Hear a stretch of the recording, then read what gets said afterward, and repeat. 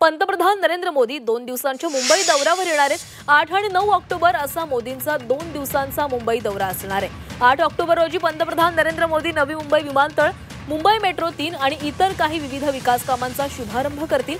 तर 9 ऑक्टोबरला पंतप्रधान नरेंद्र मोदी दरवर्षी पार पडणाऱ्या ग्लोबल फिनटेक फेस्टिवल 2025 ला उपस्थित राहणार आहेत। ब्रिटनचे पंतप्रधान कीर स्टारमर यांची देखील ग्लोबल फिनटेक फेस्टला उपस्थिती असेल।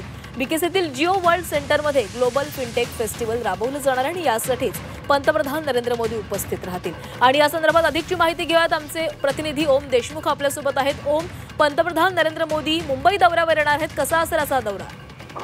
निश्चितच खरं तर पंतप्रधान नरेंद्र मोदी हे 2 दिवसांच्या मुंबई दौऱ्यावर येत आहेत। विविध विकास प्रकल्पांचं उद्घाटन असेल, शुभारंभ असेल, तो पंतप्रधानांच्या हस्ते करण्यात येणार आहे। त्यासोबतच आंतरराष्ट्रीय पातळीवर होणारा ग्लोबल फिनटेक फेस्टिवल या कार्यक्रमाला देखील पंतप्रधानांची उपस्थिती असेल।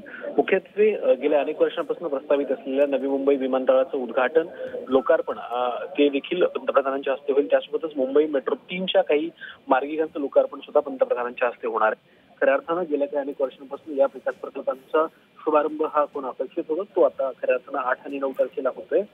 खऱ्या अर्थानं मुंबई महापालिका असेल किंवा स्थानिक स्वराज्य संस्थांच्या निवडणुकांची घडामोड सुरू असताना पंतप्रधानांचा हा दौरा मुंबई आणि एमएमआर रिजनसाठी अत्यंत महत्त्वाचा मानला जातो।